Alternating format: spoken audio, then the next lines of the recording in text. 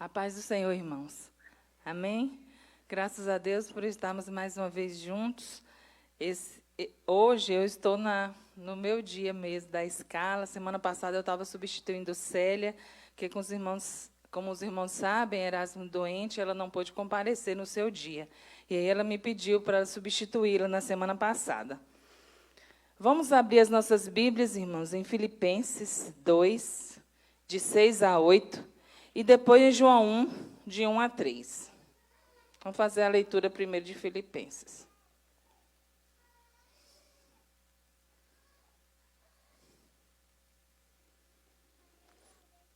Que diz assim: que, sendo em forma de Deus, não teve por usurpação ser igual a Deus, mas aniquilou-se a si mesmo, tomando a forma de servo, fazendo-se semelhante aos homens, e achado na forma de homem, humilhou-se a si mesmo, sendo obediente até a morte, e morte de cruz. João 1, de 1 a 3.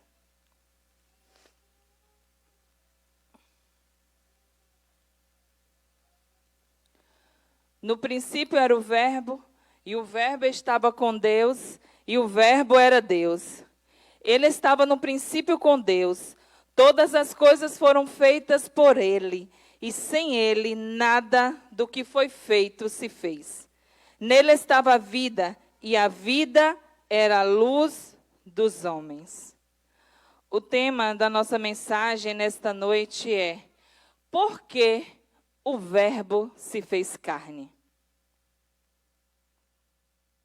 Vocês já pararam para pensar e analisar qual a razão por que Deus se fez homem e habitou entre nós? Porque Jesus teve que deixar os céus e vir aqui morrer por nós? Ele que era o Deus Todo-Poderoso, Criador do céu e da terra, Filho unigênito do Pai, vivia no céu, no alto e sublime trono, cercado de anjos que o adoravam e o serviam. De repente, ele deixa tudo e vem viver uma vida aqui. Um Deus que o mundo não podia conter, se submeteu à pequenez e à fragilidade de um embrião no útero de uma menina, em uma família humilde, na menor cidade de Israel. E eu pergunto, o que foi isso? E por que foi isso? Para entendermos, nós temos que conhecer a Bíblia. O Velho Testamento todo, de Gênesis a Malaquias, são 39 livros contando a história sobre o Deus de Israel. Israel, uma nação que Deus escolheu para mostrar ao mundo a adoração ao Deus verdadeiro.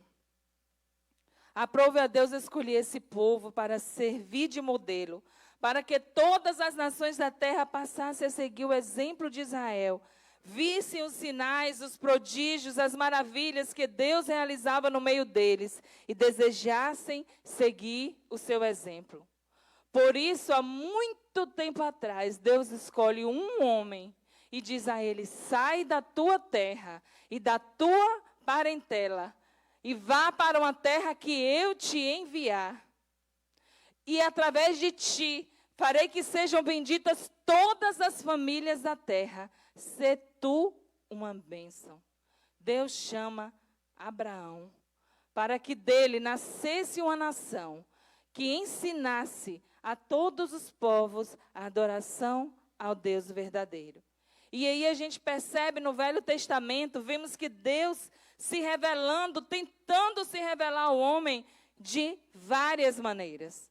Eu gostaria que a multimídia projetasse o slide que eu pedi, que eu fiz uma pesquisa, irmãos, no Velho Testamento, de todas as maneiras que Deus se revelou ao homem. Às vezes a gente pensa que a maior das revelações de Deus só está no Novo Testamento, depois da morte e ressurreição de Jesus. Mas antes disso, a gente vê muitas tentativas. E está ali, para os irmãos acompanharem comigo. Javé ou Yavé, que significa aquele que existe em si mesmo. Elohim, que significa o forte. Adonai, que significa Senhor e Mestre. El Elyon, Deus Altíssimo. E aí estão as referências, onde se encontra como Deus se revelou como El Elohim. El Roi, o Deus que vê, que está em Gênesis 16, 13. El Shaddai, Deus Todo-Poderoso. El Olam, o Deus Eterno, o Eterno Deus. Yahvé Jireh, o Senhor proverá. Yahvé Nissi, o Senhor é a minha bandeira. Yahvé Shalom, o Senhor é paz. Yahvé Shabaô, o Senhor dos exércitos. Yahvé Makadeshem, o Senhor que vos santifica. Yahvé Ra, o Senhor é o meu pastor. Yahvé Tsekenu, o Senhor justiça nossa. Yahvé El Gimolá, o Senhor Deus que recompensa. Yahvé Naqué, o Senhor que fere. Yahvé Chamá, o Senhor está aqui. Yahvé Rafá, o Senhor que sara. E tendo Deus se revelado de todas essas maneiras, de ter dado as suas leis ao seu povo Israel, a gente só percebe durante todos os relatos históricos que eles cada vez mais se corrompiam, adoravam outros deuses, a Baal, a Moloque, a Estará, a Astarote, Marduk, deuses que não passavam de pau, de pedra e de metais. E por mais que Deus falasse que não era para ter esse tipo de adoração a ídolos, o povo só ia por este caminho. E quando a gente chega no livro de Malaquias, parece que Deus perdeu a paciência com o homem. E ele se retira da terra. Ele volta aos céus e se assenta no seu trono. E a humanidade é deixada à sua própria sorte. E aí você pergunta, como é que você sabe disso? Onde é que você viu isso? Onde tem isso na Bíblia? Se você vê, depois que acaba o livro de Malaquias, tem umas páginas em branco entre o Novo e o Velho e o Novo Testamento. Esse é chamado um tempo do silêncio de Deus. E aqui na humanidade foi conhecido como Idade das Trevas. Um tempo em que Deus não falou com o homem, Deus saiu da terra, Deus não pisou aqui, Deus retirou os anjos, Deus retirou a sua Shekinah, que era a glória de Deus. Ele saiu, porque ele fez todas as tentativas. E por 400 anos, o homem não se comunicou com Deus e nem Deus se comunicou com o homem. Já pensou o que virou essa terra? Para ser considerada a idade das trevas, o que Satanás não fez nesse planeta com 400 anos de Deus em silêncio com o homem. Esse é chamado também um período intertestamentário. Deus não se revela ao homem. Há esse silêncio. Mas algo aconteceu, não aqui, mas na eternidade, que fez Deus repensar. E aí a gente pode imaginar que Deus estava no trono, e aí lá de cima ele olhava a humanidade, ele sabia pela sua presciência tudo o que estava acontecendo aqui, sabia que tinha estado com os homens desde a criação, e eles tinham se rebelado, tinham se colocado em uma situação de perdição eterna. Já pensou por 400 anos, homens só indo para o inferno? Foram 400 anos assim.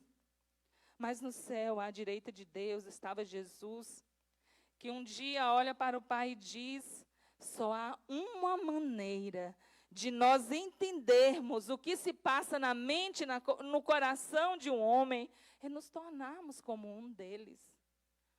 Porque se isso não tivesse acontecido, o homem poderia chegar para Deus e dizer, você não esteve na minha pele. Você não sabe o que eu passei, não sente o que eu senti. Por que me mandas para o inferno? Se você não sentiu as enfermidades que eu senti, as dores que eu senti, não sentiu fome, não sentiu sede, não sentiu a morte de um ente querido. E aí Jesus falou tudo o que eles sentem, nós como Deus. Jamais saberíamos o real significado. Nem temos como saber em sua plenitude o porquê de uma pessoa, no auge do desespero, troca Deus por qualquer coisa só para aplacar sua dor. Então, Deus que o amou o mundo de tal maneira, está lá em João, que deu seu Filho unigênito. E Jesus a si mesmo se voluntariou. Quando Isaías, ele tem a visão do trono de Deus, e aí a gente imagina que é Isaías que fala, responde a Deus quando ele diz: a quem enviarei? E quem há de ir por nós? E aí ouve-se a voz: Senhor, envia-me a mim. Essa era a voz de Jesus. Na visão do profeta, essa era a voz de Jesus que se voluntariava para vir aqui à terra e aceitar nascer como um homem. O Deus que estava no princípio, como nós acabamos de ler lá em João, ele estava com Deus no princípio, ele criou todas as coisas, e sem ele nada do que foi feito se fez. Ele se fez agora homem e habitou entre nós. E assim começa a história de Jesus de Nazaré, há mais de 2000 anos atrás. Um homem que foi capaz de dividir a história em antes dele e depois dele. Ele marcou a história como nenhum outro homem antes dele e como nenhum outro depois. E isso Deus estabeleceu, e nenhum homem ou Satanás, por mais que já tentassem, ele tiraria essa honra dele. A honra é de Jesus, o homem que foi capaz de dividir a história de toda a humanidade. E ele, como nós acabamos de ler em Filipenses, mesmo sendo Deus, não teve por usurpação ser igual a Deus, a si mesmo se aniquila, abdica da sua divindade, desce até nós, nasce de uma mulher, se torna um ser humano. Por que ele deveria nascer de uma mulher? Primeiro, para se cumprir as escrituras, lá em Gênesis, que diz: da mulher nasceria um, que esmagaria a cabeça da serpente. E da mulher, porque a semente do pecado estaria na humanidade através do homem, porque havia uma lei também lá no Éden que dizia que tudo iria se multiplicar conforme a sua semente. E agora a semente do homem estava pecaminosa e era assim que ela ia se multiplicar. Então, nascido de uma mulher, ele se torna um ser humano. Ele deu a prova de que era possível nascer aqui na terra e ir morar no céu. E ainda nos levar a ter essa esperança de ir morar no céu. Jesus é essa nossa esperança. Jesus é esse nosso porto seguro. Jesus é esse norte, é esse farol nas nossas vidas, na nossa vida espiritual, porque ele foi morar no céu e também nos deu essa esperança, porque ele disse que foi nos preparar lugar. E quando precisou se preparar para o ministério, Jesus foi levado para ser tentado no deserto. E lá no deserto ele provou para mim e para você que pode-se vencer Satanás sendo um bom manejador, dominando bem a palavra de Deus. Foi dessa maneira que Jesus venceu Satanás. Ele não usou o poder dele como Deus, ele não chamou anjos, ele não fez nada disso, ele apenas refutava Satanás e as suas tentações, usando a palavra de Deus. Ele venceu o diabo de todas as formas de tentação. E como recompensa, ele teve que enfrentar a cruz.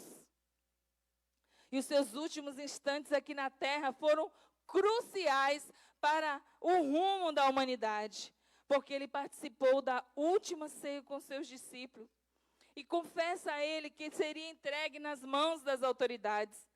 Aquele Jesus que para os discípulos acabara de ressuscitar mortos, de curar enfermos, de entrar de maneira triunfal em Jerusalém, estava ali agora triste e angustiado diante dele. Porque por mais que Jesus tentasse a vida toda ser um senhor das suas emoções, imagine, ele era um carpinteiro, ele trabalhou a sua vida inteira naquele que seria o seu argoz, naquilo que seria a sua tortura, a sua agonia, o madeiro. Ele, pela vida toda, ele controlou as suas emoções, ele sabia. Já pensou um homem viver sabendo o dia certo da sua morte? E mesmo assim ser um homem sarado em suas emoções? Ser um homem que lembrava mais dos outros do que dele mesmo? E Jesus estava assim diante dos seus discípulos naquela noite da ceia. Aquele Jesus que eles viram tantas vezes, tão forte, se mostrava sobremaneira humano naquele dia.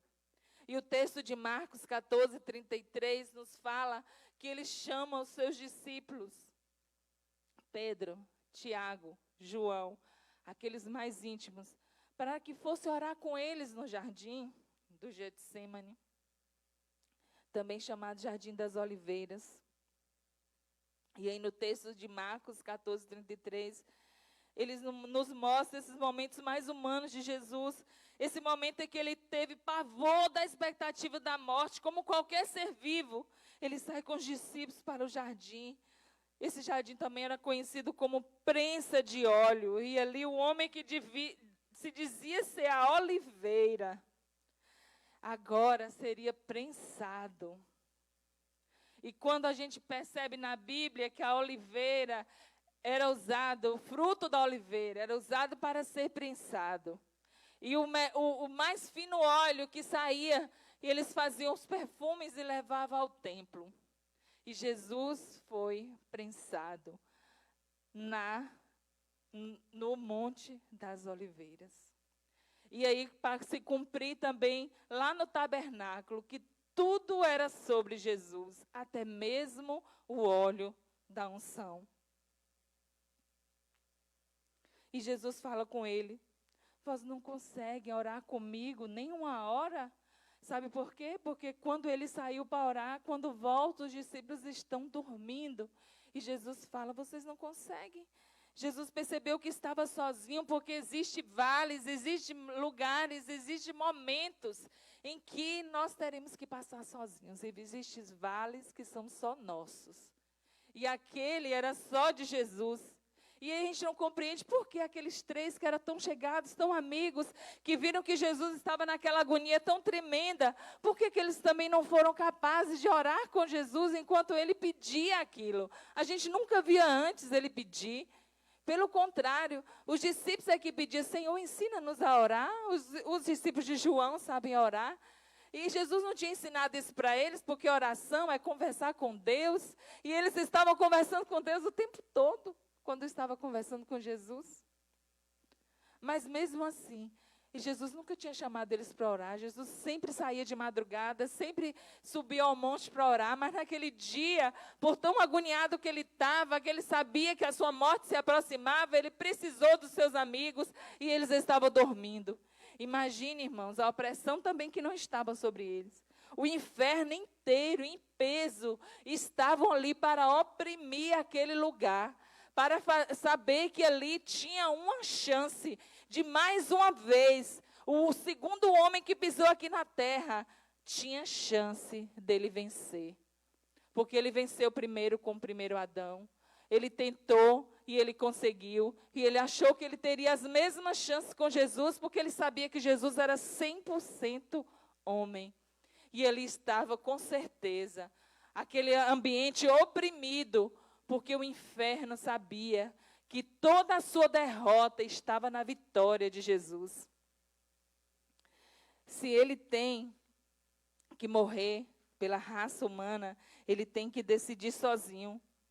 E ali o pavor toma conta da alma dele, e a angústia é tão forte que ele recebe uma descarga de adrenalina que poderia ter explodido seu coração. Ele teria um infarto ou um aneurisma no cérebro, mas ele iria morrer, era de morte de cruz, para se cumprir as escrituras, e ele teve que canalizar as emoções, e o seu sangue foi drenado para as artérias, veias e capilares da pele, e ele suou sangue. E isso é algo raro, mas é possível, diante de uma tremenda agonia, é quase impossível para o homem suportar. E Jesus passou aquela agonia ali, porque ele já previa, como Deus, ele previa o que ele iria passar, e ele teve medo naquele momento, e ele suou sangue. E Jesus grita algo para Deus, que parou o universo naquele momento. Ele grita: Deus, se possível, passa de mim este cálice. Que cálice era aquele? Era a morte de cruz, como se ele perguntasse: não tem outro jeito? Porque eu estou apavorado. Eu estou sentindo medo como qualquer homem diante da morte. Estou sentindo agonia, angústia, abandono, porque daqui a pouco vou ser traído, entregue para ser crucificado. E então Jesus fala, passa de mim esse cálice. Houve uma pausa no mundo, não só neste mundo aqui, mas com certeza houve uma pausa no mundo cósmico. Anjos e demônios paralisaram no inferno. Aquela frase representava a possibilidade de recuar e não prosseguir no plano de salvação. Mas na língua portuguesa, a pausa, a vírgula, é para você respirar. E ali Jesus oxigenou o cérebro, respirou e falou, mas não seja a minha vontade, mas sim a tua vontade. Se ele não morresse pelo homem, não haveria salvação. E Deus também não poderia obrigá-lo a esse sacrifício. Era algo que ele teria que fazer sozinho. E aí ele conseguiu ver além daquele tormento. Quando ele disse essa frase para Deus, ele conseguiu ver além. Ele conseguiu ver eu e você. Ele conseguiu ver a salvação. Ele conseguiu ver quantas e quantas pessoas, aquele ato dele, aquela coragem, aquela resistência que ele teria que ter pelas horas seguintes, significaria nos substituir. O que Jesus fez foi tomar o meu e o seu lugar. A cruz não era para ele. A cruz era para os malditos. Ele se fez maldição por nós, porque estava escrito, maldito todo que for pregado no madeiro. E Jesus se fez maldição por nós, tomou o meu e o seu lugar. E naquele momento ele se reveste de forças espirituais e vai até os discípulos e diz, a carne é fraca, mas o espírito é forte. Ele entrou no Getsemane abalado, mas depois da oração, ele sai revestido de força. E aí ele deixa uma lição para nós, que a oração é capaz de nos fortificar nos piores momentos da nossa vida. Porque Jesus entrou abalado e saiu revigorado daquele jardim. E aí disseram para ele, mestre, aí vem os soldados para te prender. E ao invés dele fugir, ele foi ao encontro deles e falou, a quem procuras? E aí eles responderam a Jesus Nazareno. E ele diz, eu sou. E essa expressão, eu sou, fez aquelas pessoas irem ao chão. Domingo de manhã a gente está estudando aqui o livro de João. E João tem a ênfase de mostrar Jesus como Deus. E aí a gente falou sobre isso, sobre as vezes em que Jesus usou esse termo, eu sou. Porque foi o mesmo termo que Moisés ouviu da boca do próprio Deus ali na sarça. A quem eu vou me apresentar, a quem eu vou dizer que me mandou? Aí Deus falou, o grande eu sou te enviou. E Jesus vai e responde para ele, eu sou. Quando falou assim, todos aqueles soldados caíram por terra. Tinha um poder sobrenatural emanando dele. O homem que entrou fraco, triste e abatido, depois de uma noite de oração, já estava fortificado para enfrentar o que ele teria que enfrentar. E agora começa a sua via sacra. E ele é entregue a Pilatos.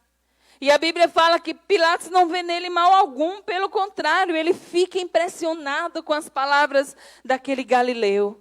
E por uma noite toda, ele procura na lei dos judeus uma maneira de livrar Jesus e ele descobre que na época da Páscoa, um preso era solto e o outro era crucificado.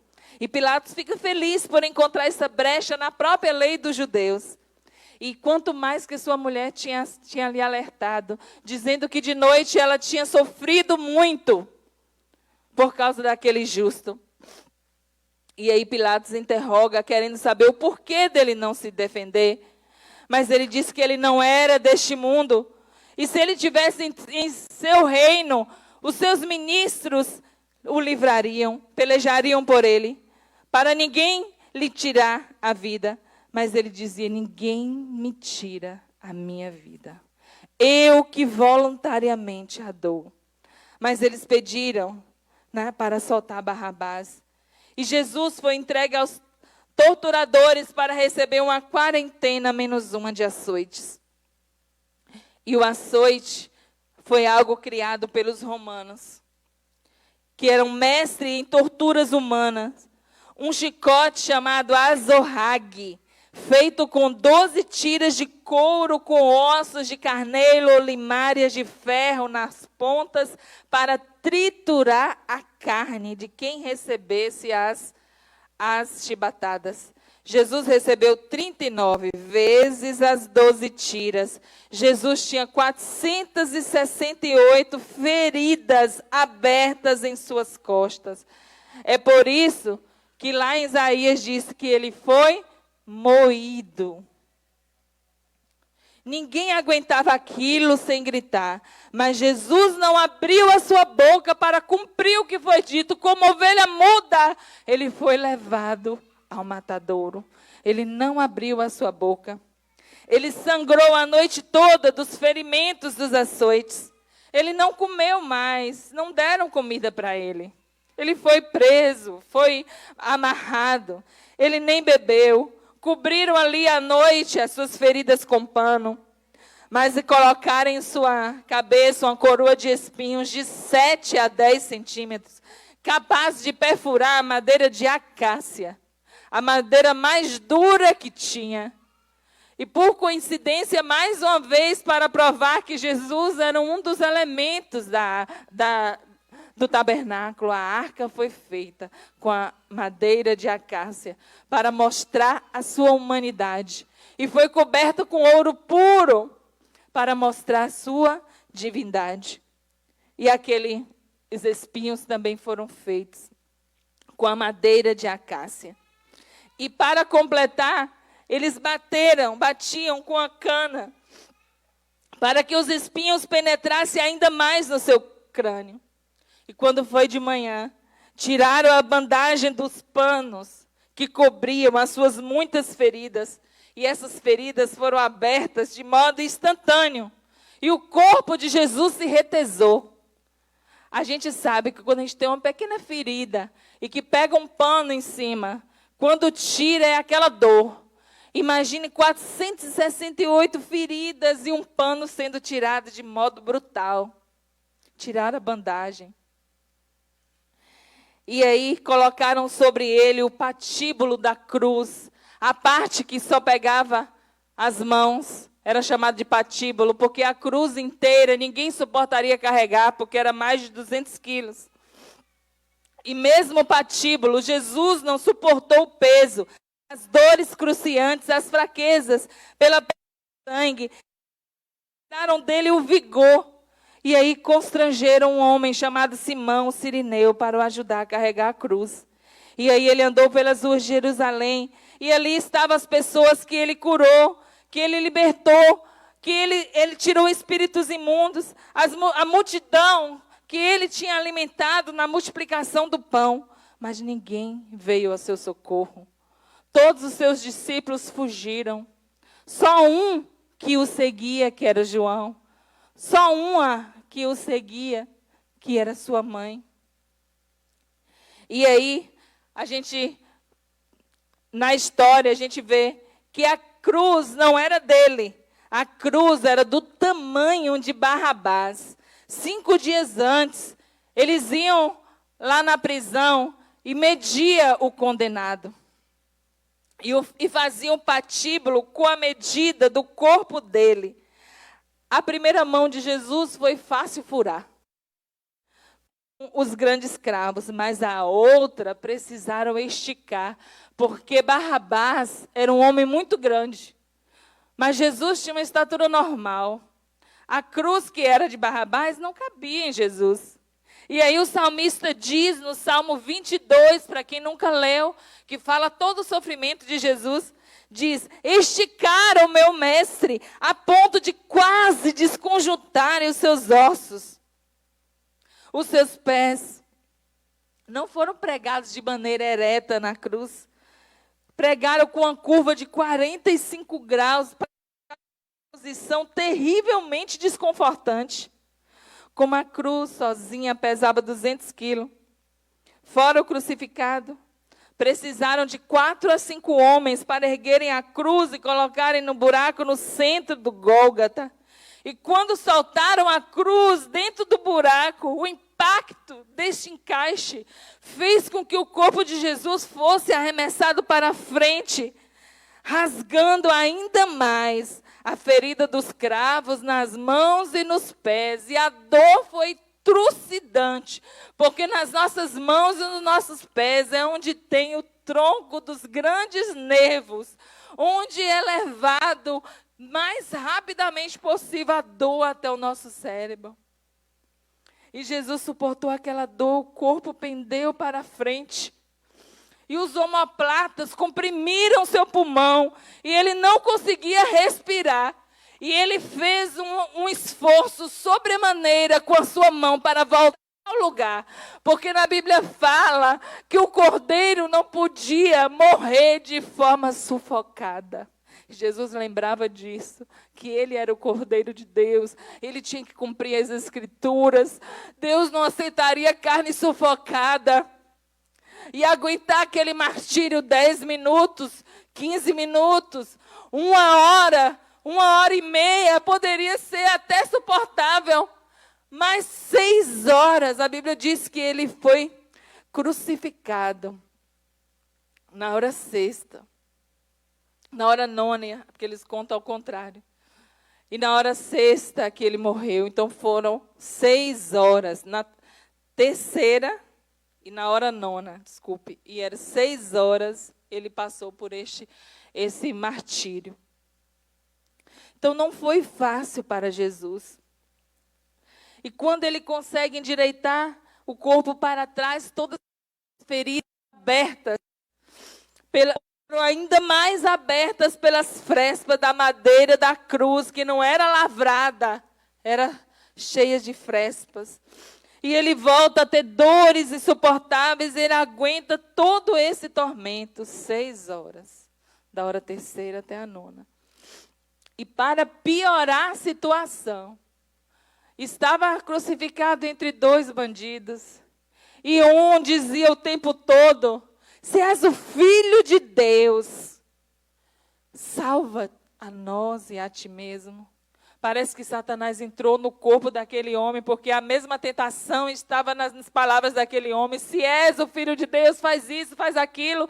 E ele usa as mesmas palavras. Se és o Filho de Deus, livra-te desse tormento e livra a nós também.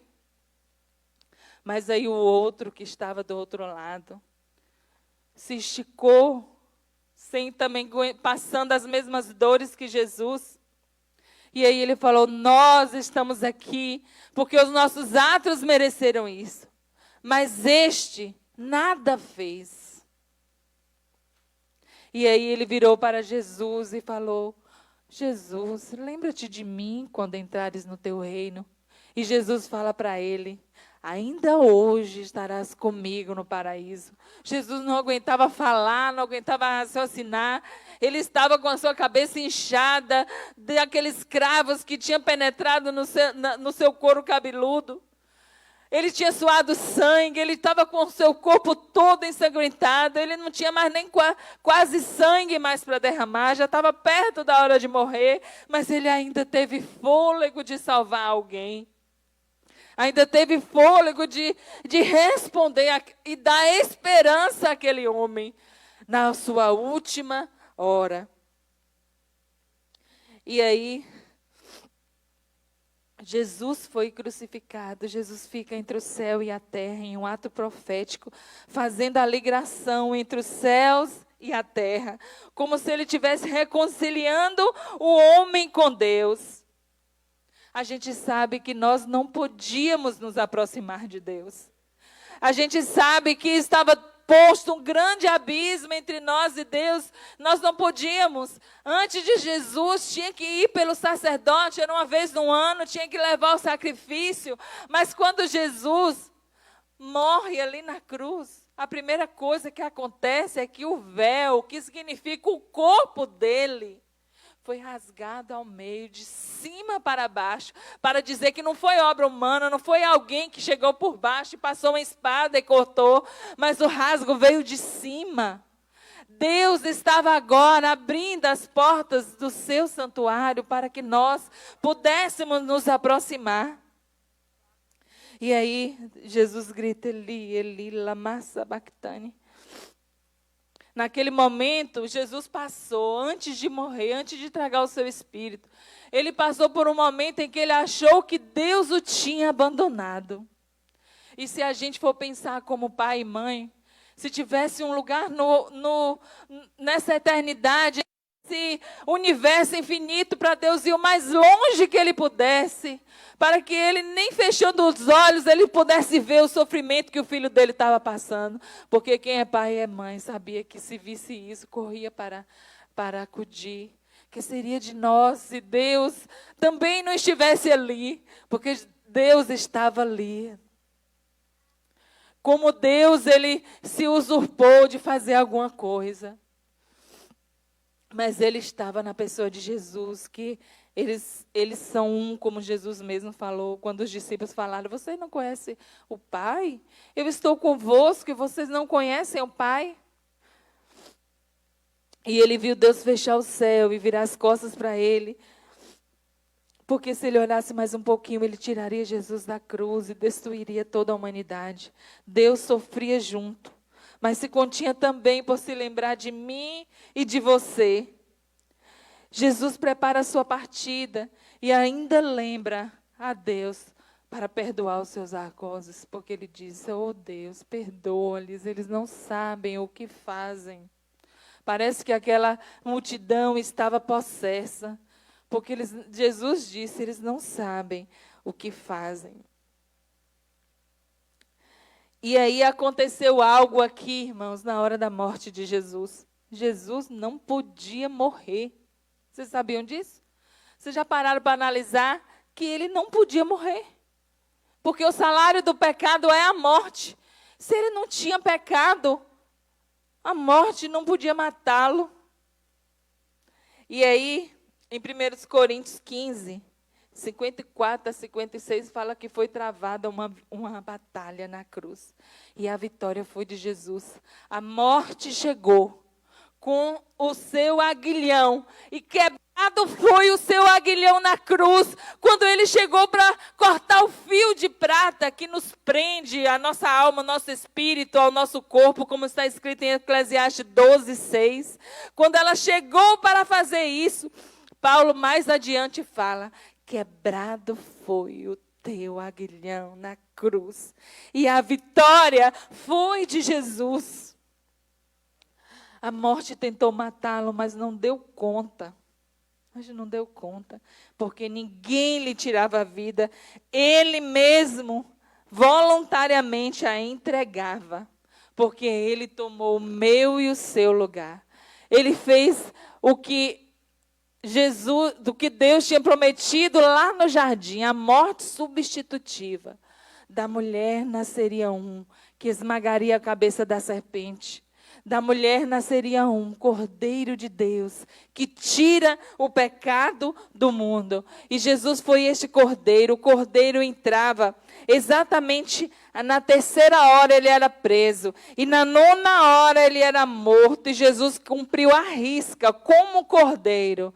Ele foi preso à cruz a hora 3ª. E a hora 9ª ele morreu, provando e cumprindo a profecia de que ele era o Cordeiro de Deus que tira o pecado do mundo. E aí ele falou, Pai, em tuas mãos eu entrego o meu espírito. E ele morreu para que tivéssemos vida, e vida em abundância. E eu finalizo lembrando aos irmãos aquele episódio de Apocalipse, quando João chorava muito. João chorava no céu, em um lugar onde Deus diz que não existe lágrimas, não existe dor. João chorava. Por que João chorava no céu? Porque ele ouviu dizer que ninguém era digno de abrir o livro. Ninguém era digno de abrir o livro da vida, onde tinham os nomes dos que eram salvos, dos que iam ter a vida eterna. E aí ele chorava, e agora? Como vamos saber? E agora como será a nossa eternidade, se ninguém é capaz de abrir esse livro? E aí ele ouve, não chores, porque o Cordeiro de Deus venceu para abrir o livro. E neste livro, está escrito meu e o seu nome. Porque a partir do momento em que a gente entrega a nossa vida a Jesus como o nosso único e suficiente Salvador, o nosso nome é escrito ali naquele livro. E através da nossa fé em Jesus e da nossa vida diária com Ele, nós saberemos que quando nós fecharmos os nossos olhos aqui, estaremos com Ele na eternidade. Aleluias. Santo é o teu nome, Jesus. Glórias a ti, Pai. E todos que estão nos ouvindo agora pela internet, que ainda não teve uma oportunidade de fazer essa entrega do seu coração ao lado de Jesus. Hoje, ouvindo esse relato do que ele sofreu, do que ele passou, do que ele padeceu, sendo que ele podia estar livre disso, sendo que ele não merecia isso, sendo que ele não poderia fazer isso porque ele era Deus e não precisava fazer isso. Mas ele viu que era a única maneira de nós entendermos o amor de Deus, o grandioso amor de Deus. Ele se fazendo como nós, passando o que nós passamos, sofrendo o que nós sofremos. E a Bíblia diz que ele foi um homem provado e tentado em tudo. E verdadeiramente ele levou sobre si as nossas dores, as nossas enfermidades, ele levou sobre si. E pelas suas pisaduras fomos sarados. E é por essa certeza que nós não precisamos dar mais ouvidos a Satanás. Porque Satanás diz, você é pecador. Satanás diz que os seus pecados afastam você de Deus, você não pode se aproximar dele. Mas Deus disse, venha como estás. Porque quando você vem, você se põe diante de Jesus, o amor dele lhe constrange a tal ponto que você não tem condição de ser mais o mesmo. Oh Deus, obrigado pela tua palavra, Senhor. Obrigada, Senhor, porque nós sabemos que a cada vez que nós estudamos, o Senhor fala aos nossos corações. Cada vez que nós lemos, cada vez que estamos aqui meditando na Tua palavra, o Senhor tem algo novo para o nosso coração. E nesta noite o Senhor nos chama a este renovo, a essa esperança, a essa vontade de dizer para todos a glória que é, a majestade que é saber que os nossos nomes estão arrolados no céu. Aleluias, glórias a Deus. Amém, irmãos. Que Deus aplique essa palavra em nossos corações.